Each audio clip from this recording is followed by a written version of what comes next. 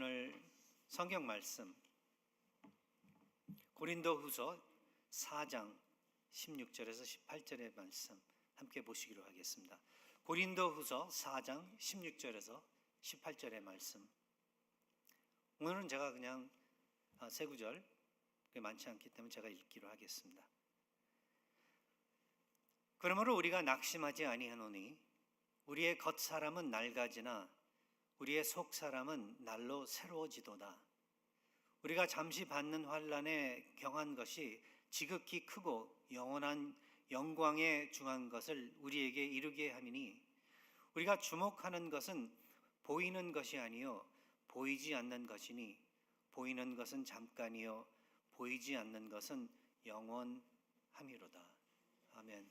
하나님의 말씀입니다. 앉으시기 바랍니다.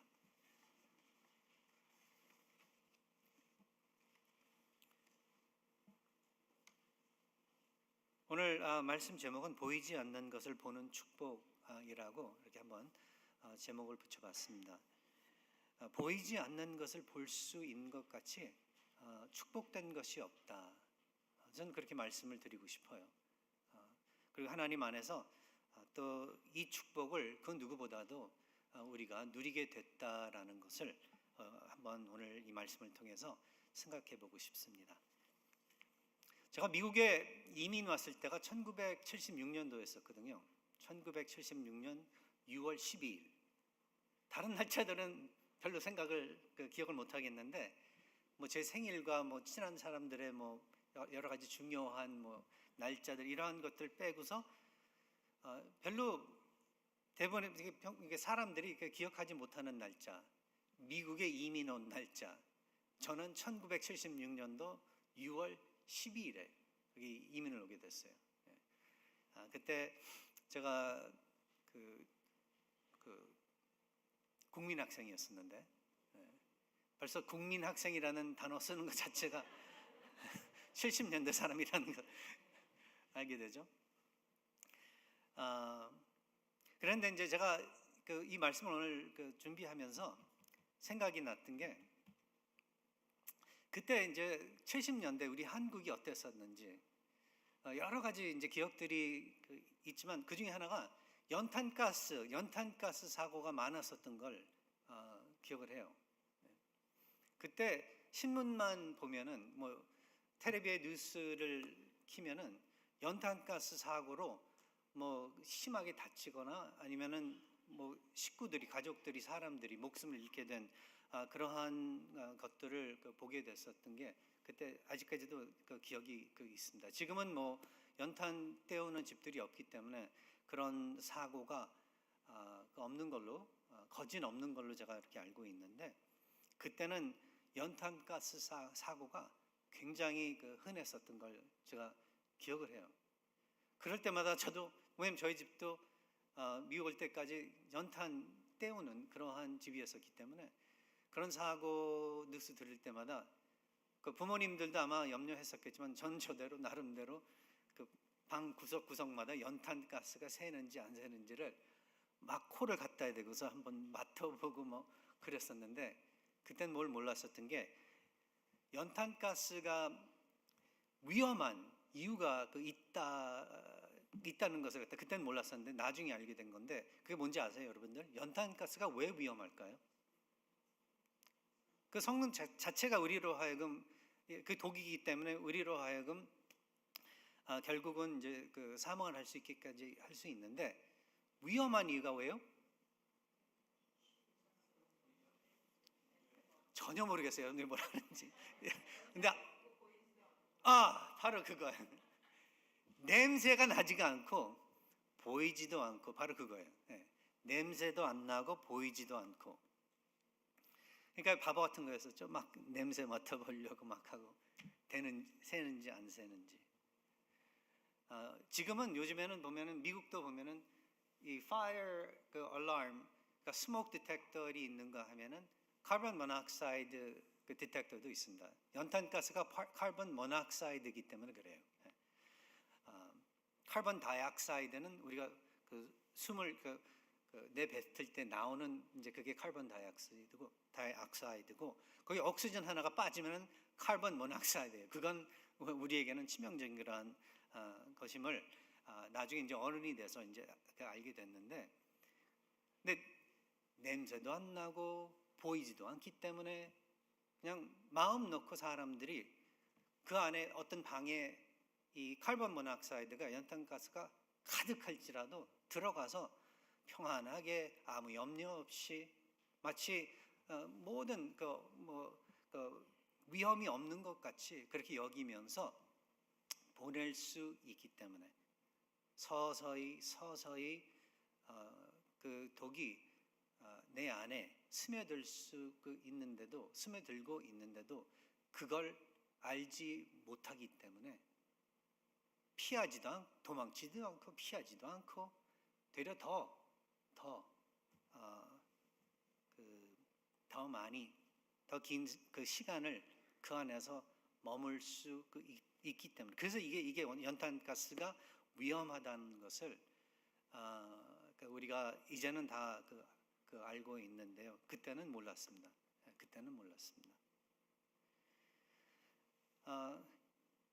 그런데 만일 우리가 그걸 볼 수 있고 냄새를 맡을 수 있고 만질 수 있다면 이것이 정말 위험한 것인지 아닌지, 그러면은 얼마나 그것이 우리에게는 큰 능력이 되겠어요. 우리는 능력이 없는 거예요. 그 능력이 없는 거예요. 그러나 항상 그러한 능력이 없는 그 부족함 때문에 우리가 원치 않는 어려운 일들, 이러한 일들 겪게 되고, 그리고 안 좋은 일들이 일어나기 때문에, 그래서 어쩌면은 인간은 늘 역사 안에서 인간은 늘 할 수 있다면은, 보이지 않는 것을 가능하다면은 볼 수 있기 위한 아마 노력들을 한 것 같아요. 그리고 또 반면에는 그냥 호기심이 있기 때문에 분명히 보이지는 않는데 뭔가가 존재하는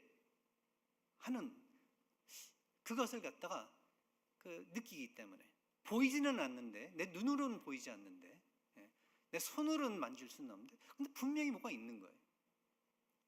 우리가 마시는 숨마심, 옥시즌, 그렇죠? 산소, 분명히 안 보이는데 이게 필요한 거예요.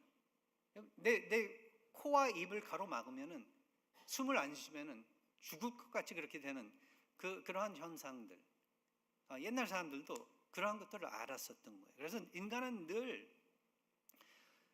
보이는 것들에 대한 관심들도 당연히 꽤 있었지만, 보이지 않는 것에 대한 그러한 호기심과 그리고 필요성을 가지고 보이지 않는 것을 발견하려고 보게 하려고 노력들을 했었던 것 같아요. 그래서 결국 현미경 같은 도구를 만들어 미생물과 그리고 심지어 원자까지도 볼 수 있게 그리고 노력을 해가지고 그렇게 지금 발전을 했고, 그리고 초대형 그러한 망원경 같은 것도 그런 장비를 만들어 가지고 멀리 있는 은하와 별들을 바라볼 수 있게 그렇게 된 것이 지금 우리가 살고 있는 이 세상입니다. 근데 아무리 그렇게 우리가 발전을 했을지라도 아직까지도 이 육신의 눈은 한계가 있다라는 것을 누구도 그걸 그 자체를 저할 수 있는 게, 부인할 수 있는 사람들이 없는 것 같아요. 인간의 눈은 한계가 있어 그것만으로는 결코 볼 수 없는 것들이 아직도 많다라는 것을 우리가 다 알고 있습니다. 특별히 아무리 과학이 발달하고 모든 어떤 우리 테크놀로지가 발전을 한다 할지라도 절대로 사람의 능력으로서는 볼 수 없는 그러한 것들이 있는데, 그게 뭔지 아세요? 그러한 것들은 다 영적인 것들이에요. 영적인 것들.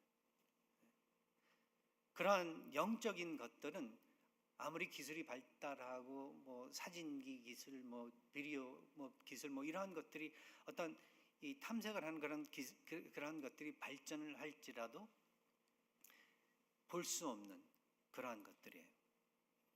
게싱은 할 수 있어, 추측은 할 수 있어도 절대적으로 이것이다 하는 어떤 확신을 가지고 볼 수 없는 그러한 것들이 영적인 것들.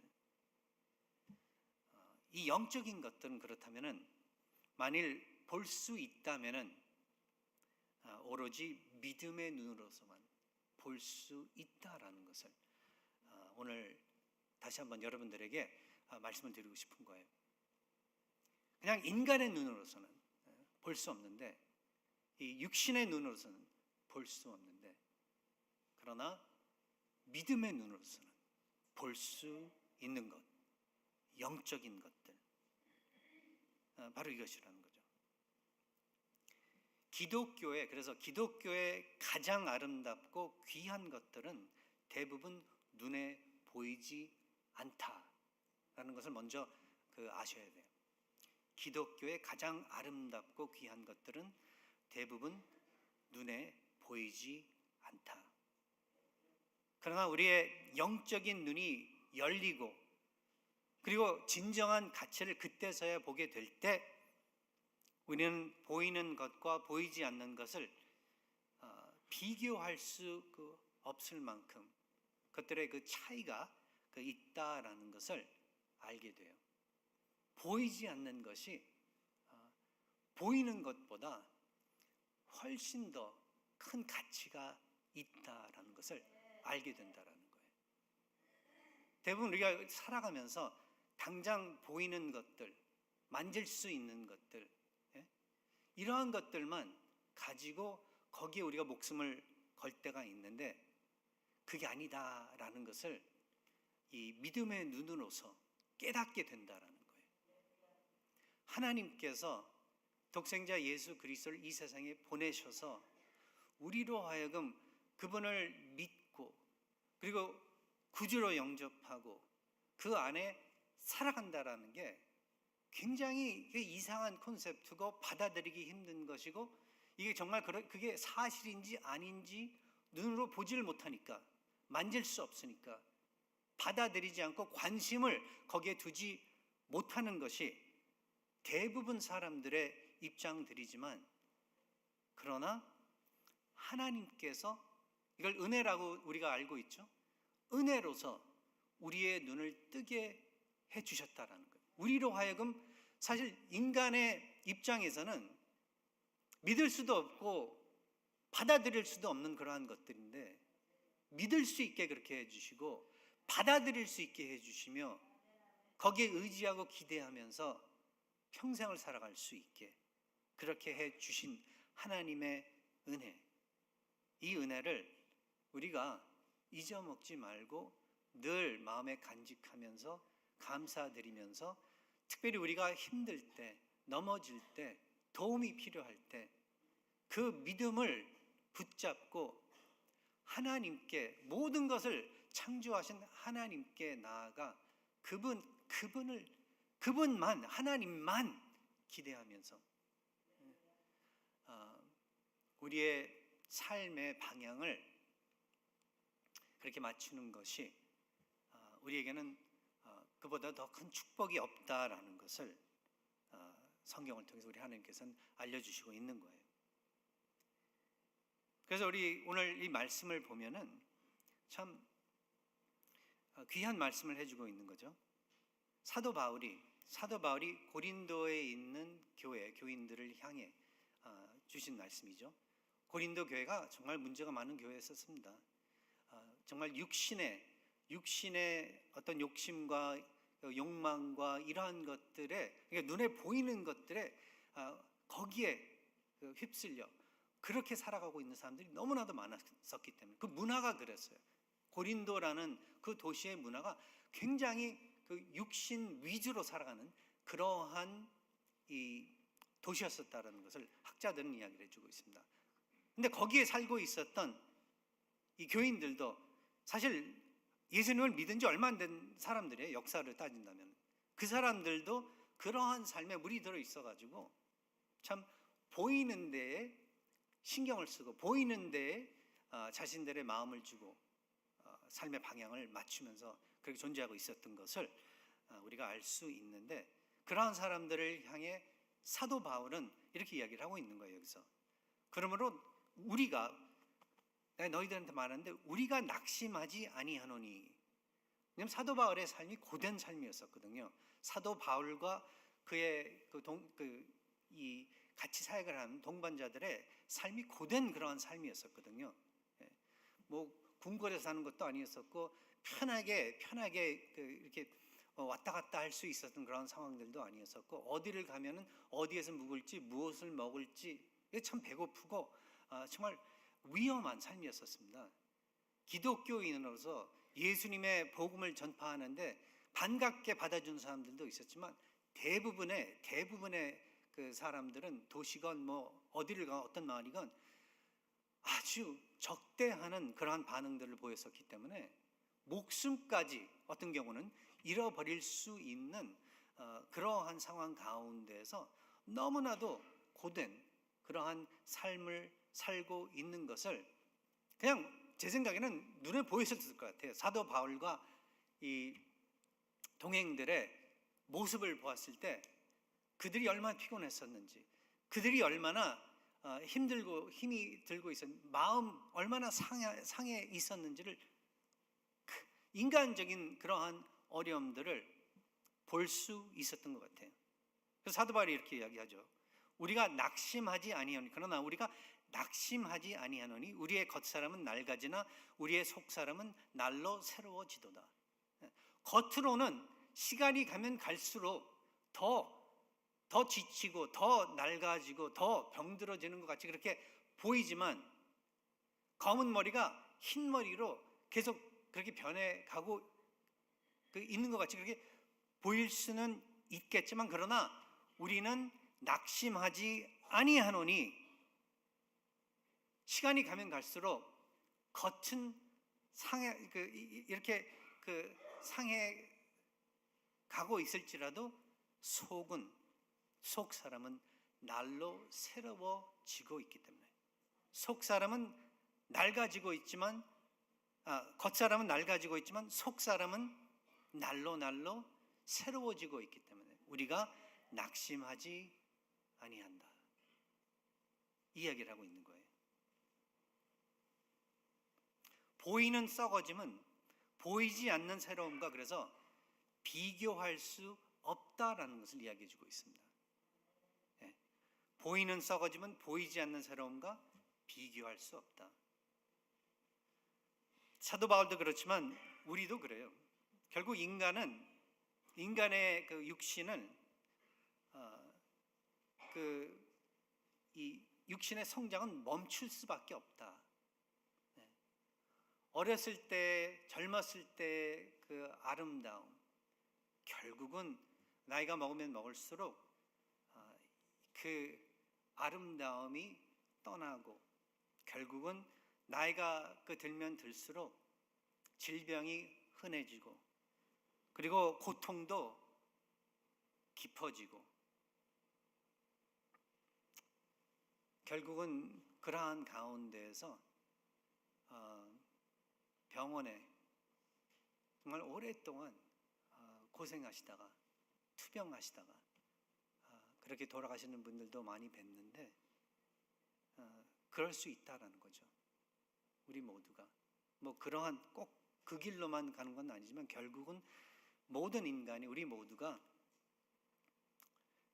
시간이 가면 갈수록 우리의 겉사람 낡아져서 그 언젠가는 정말 이 세상 모든 사람, 믿는 사람이건 안 믿는 사람이건 하나 부인할 수 없는 게 모든 인간에게는 끝이 있다라는 그 사실, 이것을 우리 모두가 알고 있고 이것을 염두에 두고 사도 바울은 그러나 우리는 낙심하지 아니하노니, 아무리 잘 살았어도 살아생전 죽는 그날, 제가 목사이기 때문에 돌아가시기 직전에 성도님들 많이 뵙게 됐는데, 만약 그분들이 예수님 안 믿으시고 바로 그러한 날들을 맞이했었다라고 생각을 해보면은 얼마나 불쌍한 그 날인지 생각을 하게 되는 것 같아요. 우리도 마찬가지로 예수님을 모르고 그 죽는 날, 그 마지막 날 우리가 생각을 해본다면은 그같이 정말 불쌍한 날이 없는 것 같습니다. 아무리 노력을 하고 아무리 고생을 해서 좋은 것들을 많이 모아줬을지는 모르겠지만, 배운 것도 많이 있을지는 모르겠지만, 그러나 그 마지막 날에는 가지고 갈 수 있는 게 하나도 없기 때문에 대부분의 그 마지막 때에는 내 모습이 제일 안 좋을 때예요. 내 상태가 제일 안 좋을 때예요. 그때가. 그것같이 정말 그날같이 불쌍한 그러한 소망이 없는, 가망이 없는 날이 없는 것 같습니다. 그런데 사도 바울은 우리는 낙심하지 않는데요. 날이 가면 갈수록 그 마지막 날이 가까이 오는데, 사도 바울 같은 경우는 그 날이 그 어떤 사람들보다도, 보통 사람들보다도 더 빨리 올 것을 추측하고 있었는데, 그런데 낙심하지 않는데요. 왜? 사도 바울의 이유는 겉은 그렇게 지금 낡아가고 있는데 속은 새로워지고 있기 때문에, 속은 점점 이렇게 표현을 할 수 있게 더 젊어지는 거예요. 겉은 계속 나이가 먹어가는데, 낡아가는데, 속은 날이 가면 갈수록 새로워지기 때문에 낙심하지 않는데요. 그래서 육신은 쇠퇴할 수 있어도, 그러나 우리의 영혼은 쇠퇴할 필요가 없다라는 것을 지금 이야기를 해주고 있는 거예요. 근데 오로지 그렇게 할 수 있는 방법은 예수님을 믿는 믿음, 그 믿음을 통해서, 하나님께서 베풀어 주신 그 은혜의 믿음을 통해서 이 새롭게 되질 수 있는 그러한 축복이 있다는 것을 여러분들 기억하시기 바랍니다. 그 방법밖에는 없다라는 거예요. 정말 불쌍한 건 저희들도 마찬가지였을 거예요. 하나님의 은혜가 아니었었더라면. 하나님을 모르고 그냥 그렇게 평생을 살아간다면 육신만 쇠퇴하는 것이 아니라 영혼마저 쇠퇴하기 때문에 그 이야기를 하고 있는 거예요. 우리가 그러나 낙심하지 아니하노니. 사도 바울이 그렇게 이야기를 하고 있습니다. 그리고 17절에 넘어가서는 우리가 잠시 받는 환난에 경한 것이 지극히 크고 영원한 영광에 중한 것을 우리에게 이루게 함이니. 여기서 사도 바울이 무엇을 이야기하고 있냐면, 보이는 환난은 보이지 않는 영광과 여기서는 비교할 수 없다라는 것을 이야기하고 있습니다. 보이는 환난은 보이지 않는 영광과 비교할 수 없는 것이다. 우리가 이 세상에 겪는 환난들이 있습니다. 그 환난이 왜 일어나죠? 왜 일어난다고 생각이 되세요? 자연적인 그러한 것들 통해서 나타나는 환난들이 있어요. 그런데 많은 경우에, 대부분의 경우에 인간의 죄성 때문에, 욕심이라든지 하여간 인간의 악함 때문에 일어나는 그러한 환난들이 있는 것을 우리는 잘 알고 있습니다. 많은 경우에 다른 사람의 그래서 범한 그러한 악함 때문에 겪는 환난들이 있는가 하면은 우리가 어리석어서 겪는 또 어려움들이 있는 것을 우리는 그렇게 돼요. 알고 있어요. 여기 사도 바울 같은 경우는 그가 받았던 환난, 그 어려움은 사실 예수 그리스도를 믿고 따르고 그리고 그의 말씀대로 살려고 했었기 때문에 거기에 그 이유로 따르는 어려움들, 그 어려움들을 두고 이야기를 하고 있다, 그렇게 생각이 돼요. 그러나 그 안에는 인간의 그냥 일반적인 타락함 때문에 그냥 자연적으로 찾아오는 그러한 어려움, 환난, 그러한 것들이 있었던 것을 우리는 알고 있어야 되는 것 같습니다. 세상이 타락했기 때문에 환난이 있을 수밖에 없다. 이 세상이 완벽하지 못하기 때문에 어려움이 있을 수밖에 없다. 나뿐만 아니라 나를 둘러싸고 있는 아무리 가까운 그러한 존재의 사람들일지라도 다 인간들이기 때문에 어려움이 있을 수밖에 없다라는 것을 갖다 이야기해 주고 있는 거예요. 그러나 지금 사도 바울이 이야기하고 있는 건 지금은 그렇지만 이유가 어떻건 지금은 그렇지만 그러나 보이지 않는 지금은 이렇게 환난과 어려움과 고통의 그러한 이것들 뿐이지만 그러나 그 언젠가는 지금 보이지 않는데 그때 가서는 그 언젠가는 우리가 정말 볼 수 있고 체험할 수 있는 어떤 잠시적인 어떤 일시적인 그런 축복이 아니라 영원한 축복이 있을 것이다라는 것을 이야기하면서 지금 우리가 겪고 있는 환난, 우리가 겪고 있는 어려움은 잠시일 뿐 우리에게는 영원한 영광이 기다리고 있다라는 것을 이야기하면서 보이는 환난은 보이지 않는 영광과 비교할 수 없을 정도로 정말 연약한 것이다. 보이지 않는 영광이 우리를 기다리고 있기 때문에 우리를 축복하고 있기 때문에 낙심하지 아니한다라는 것을 계속해서 설명을 해주고 있는 거예요. 그런 비교를 했을 때 이 세상에서 겪는 환난은 내가 죽을 것 같이 그렇게 아플지라도 가벼운 것이다. 가벼운 것이다. 보이지 않는 영광과 비교를 했을 때 정말 가벼운 것이다. 이 세상에서 겪는 환난은 그래서 잠시일 뿐이다. 보이지 않는 영광과 비교를 했을 때 잠시. 왜냐하면 보이지 않는 영광은 영원한 것이기 때문에 그 이야기를 해주고 있는 거예요. 정말 그래요. 저도 인간이고 여러분들도 인간 아닌가요? 지금까지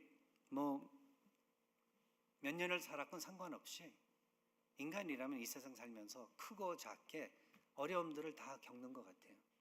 마음 상한 일들 얼마나 많았어요. 친한 사람에게 배신당한 것도 얼마나 많았어요. 정말 절망할 정도의 수준으로 정말 어려움을 겪었었던 그러한 체험들이 다 있지 않나요? 우리의 존재가, 우리의 사는 것이 거기에서만 머물고 거기에서 끝이 난다면은 얼마나 불쌍한 우리들이 아닌가 그렇게 생각이 됩니다.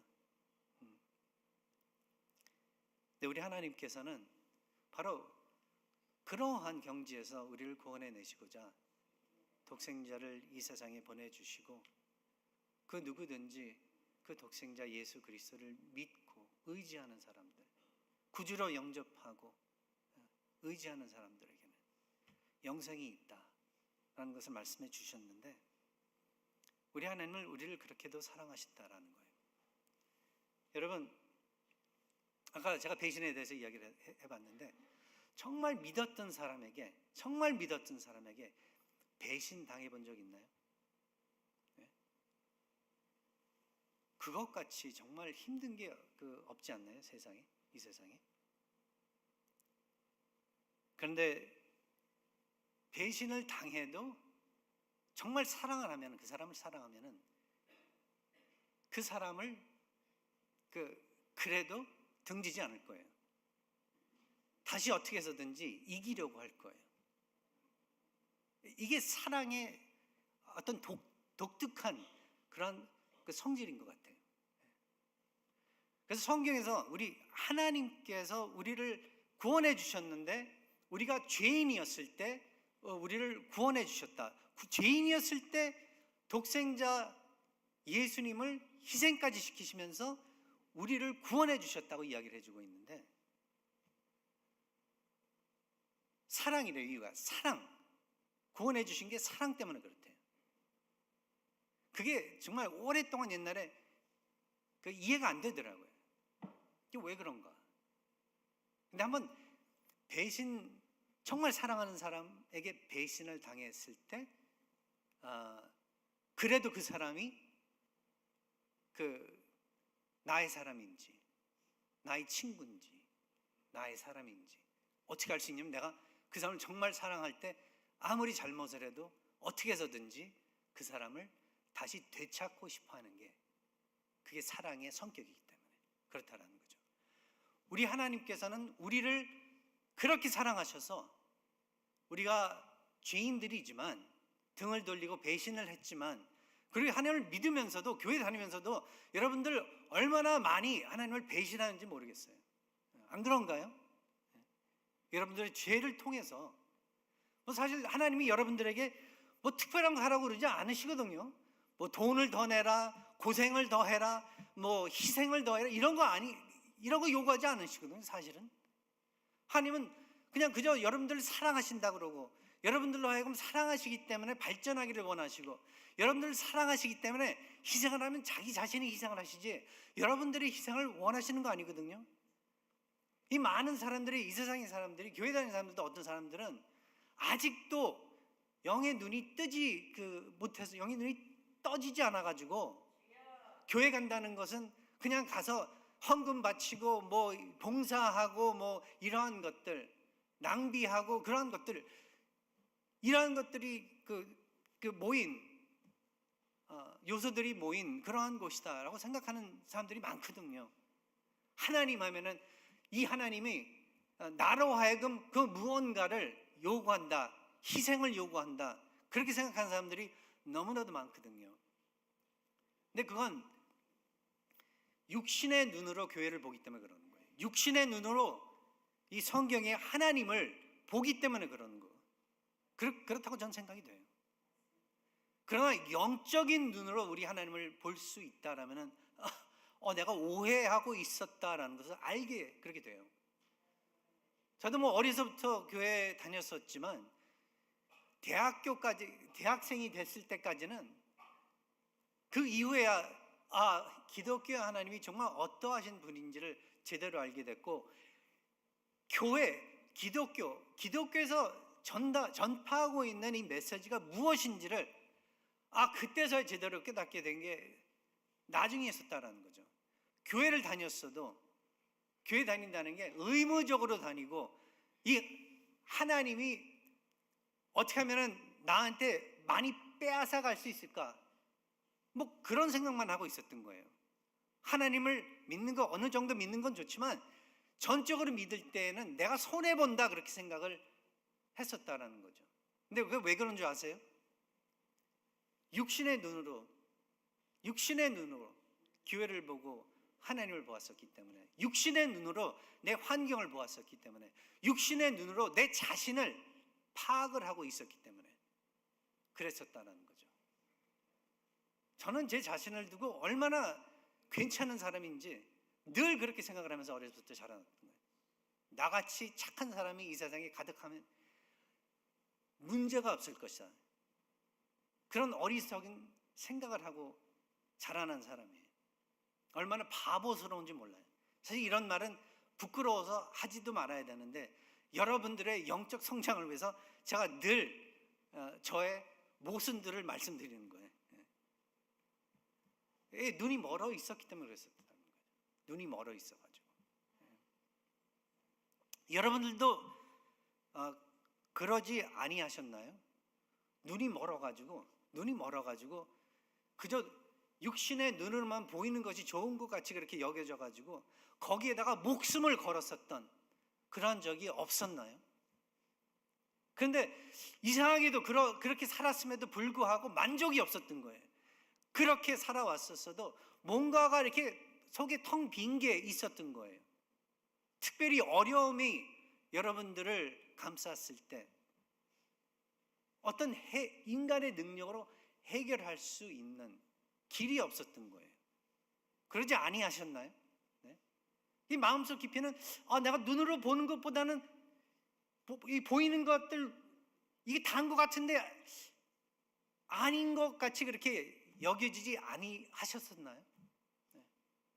연탄가스가 안 보이지만 그냥 확실하게 그 뭔가가 있는 걸 계속 아프고 죽어나가니까 눈에 보이지 않고 냄새도 맡을 수 없고 만질 수도 없는 것, 뭔가가 있는 것.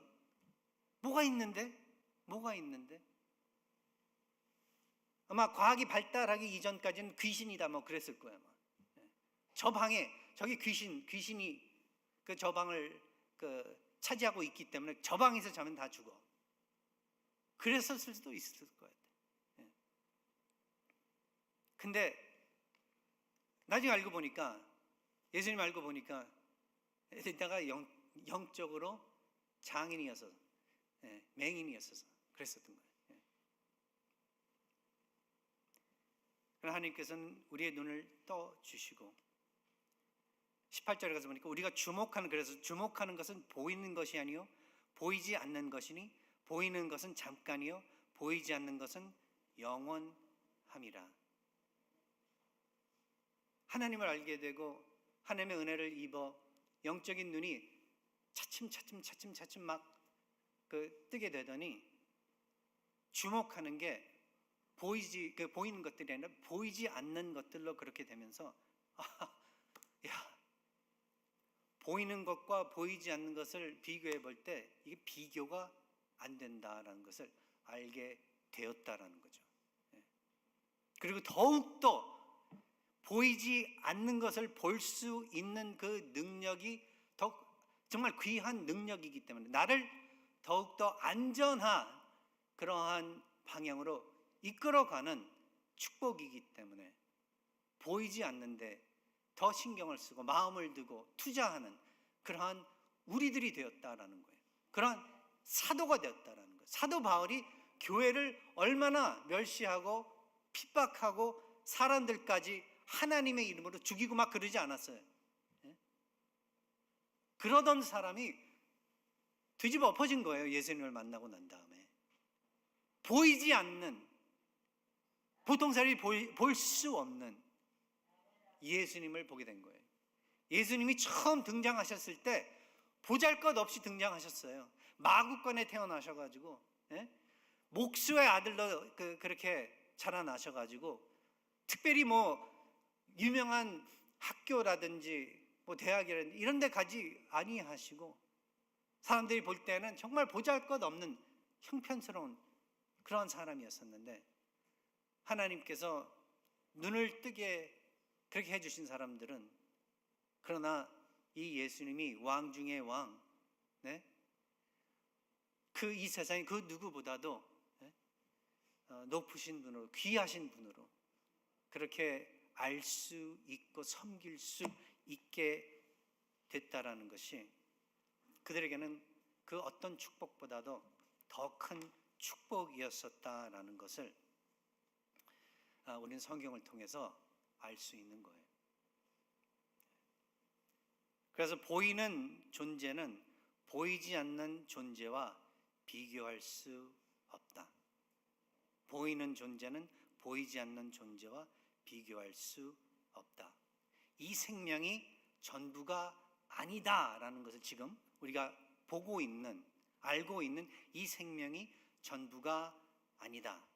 아무리 아름답게 느껴질지라도 하나님께서 약속하신 더 나은 그러한 곳이 있다. 이렇게 이야기해 주고 있는 거예요. 이 세상이 전부가 아니다.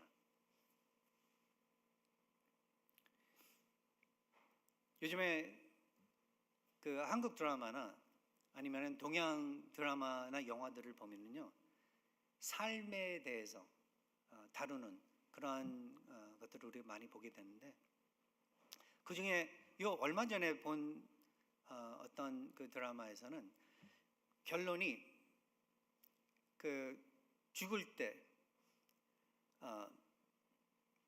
죽음이 모든 이 삶의 인생의 그 고난과 고통의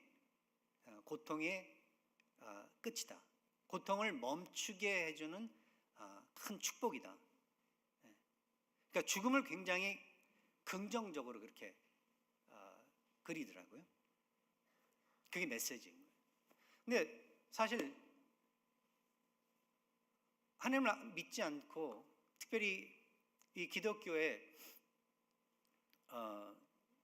가르침을 모르면은 어쩔 때는 죽음 자체가 사는 것보다 더 좋다고 여기는, 더 의로운 것이라고 여기는 그러한 결론을 내릴 수도 있다라는 거죠.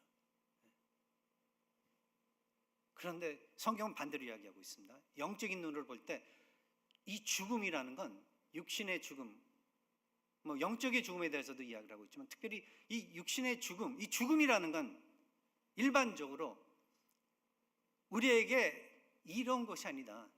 죽음이라는 것은 정말로 무서운 것이고 정말로 우리로 하여금 정말 저주로 여겨질 수 있게 그렇게 되는 그러한 것이다. 죽음 자체를 그래가지고 그것을 기다리고 죽음을 어떻게 마치 그 뭐 좋은 것 같이 높이 올릴 수 없다라는 것을, 올려서는 안 된다라는 것을 알려주고 있는 것이거든요. 예수님이 이 세상에 오신 것은 바로 그 죽음으로부터 살려주시기 위해서 이 세상에 오신 거예요. 죽음이 좋은 거라면은 그렇게까지 예수님이 목숨까지 내주시면서까지 이 세상에 오실 필요가 없었기 때문에, 이 생명이 전부가 아니다. 이 삶은 잠시일 뿐이다. 그 영원함과 비교를 했을 때 아무것도 아니라는 거죠.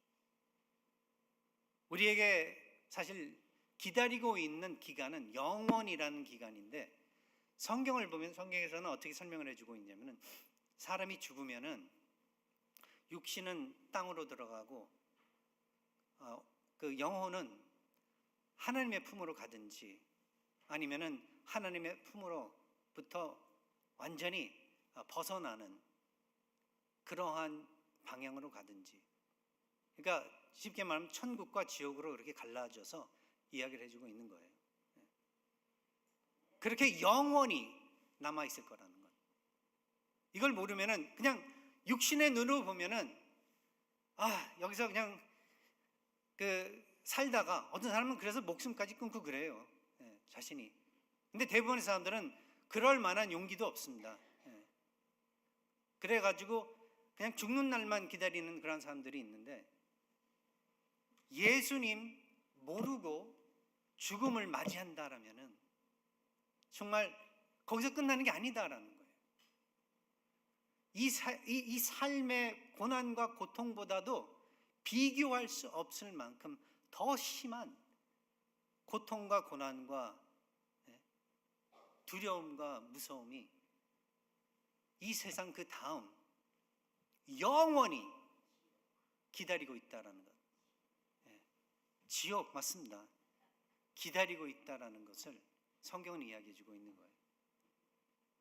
그러나 주님 안에서 이 세상을 끝마치고, 그리고 우리가 기다리고 있는 기다릴 수 있는, 기대할 수 있는 그 영원한 존재는 하나님 안에서 더 이상 눈물이 없다라고 그랬어요. 눈물을 닦아주신다고 그랬어요. 성경에서는. 이게 아주 정말 아름다운 표현 같습니다. 얼마나 이 세상 살면서 뭐 기뻐서 눈물을 흘릴 때도 있었지만 그건 되게 드물어요. 근데 아파서 슬퍼서 상처받아서 눈물 흘릴 때가 얼마나 많이 있었나요? 그 눈물을 닦아주신대. 하나님 안에서 영원히 더 이상 고난 없이, 더 이상 아픔 없이, 더 이상 배신 없이, 더 이상 그 악함 없이 영원히 하나님 안에서 또 다른 형제 자매들과 함께 존재를 할 수 있다는 것을 설명을 해주고 있습니다. 오늘 시간이 좀 평소 때보다 오래 갔는데요. 오늘 제가 영어 설교 안 해도 오늘 좀 오래 했습니다.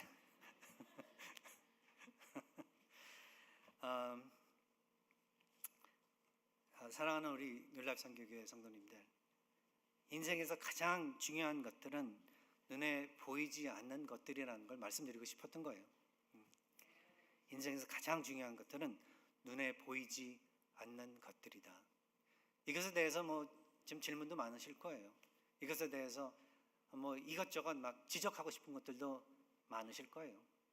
그런데 그건 제가 뭐 시간 내서 얼마든지 그 의문들이 있으면 최선을 다해서 설명을 해드릴 거예요. 근데 이 인간의 말로 설명하는 것도 한계가 있더라고요. 한계가 있어요. 그럴 수밖에 없는 거예요. 그런데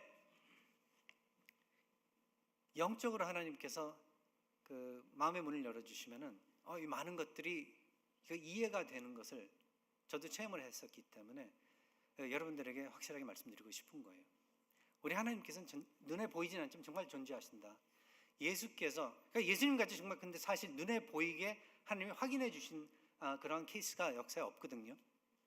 2000년 전에 이 세상에 예수께서 성경에서 이야기하고 있는 예수께서 존재하셨다라는 이 점에 대해서는 지금 뭐 학자들, 믿는 학자, 안 믿는 학자들 부인하는 사람들이 없는 것을 우리가 알고 있습니다.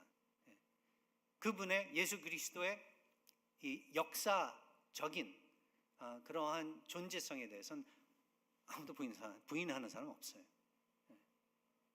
뭐 이 점에 대해서는 제가 다 나중에 이야기를 하겠지만, 그러나 우리 하나님께서는 진짜라는 것을 말씀드리고 싶은 거예요. 우리가 구원이 필요한 사람들이다라는 것, 이 영적인 눈으로 볼 때 이게 진짜라는 걸 여러분들에게 말씀드리고 싶은 거예요. 우리를 구원해 주실 수 있는 분이 예수님밖에 없다, 이걸 말씀드리고 싶은 거예요. 그 구원을 얻고서 영생의 삶, 새 생명의 삶이 정말 우수한 삶이다, 이걸 말씀드리고 싶은 거예요. 거기에는 눈으로만 보고 살았을 때 그 없었던 능력, 그 능력, 이 세상, 이 타락한 세상을 극복할 수 있는 능력이 있다는 것을 말씀드리고 싶은 거예요. 여러분, 이 능력을 받으셨습니까? 능력을 안 받으셨나요? 저는 받으시길 바라고, 그리고 받으셨어도 그걸 무시하고 사셨다면은 다시 한번 가서 영적인 아이 체크업을 좀 하시기 바래요. 그래서 치유하시는 우리 하나님께로부터 치유 받으시고 이젠 좀 영적으로 모든 것을 보시면서 파악을 하시면서 삶의 방향을 맞춰보시고 또 만족과 기쁨을 찾으시기를 바라면서 오늘 말씀 여기서 마치기로 하겠습니다. 아멘. 기도하겠습니다.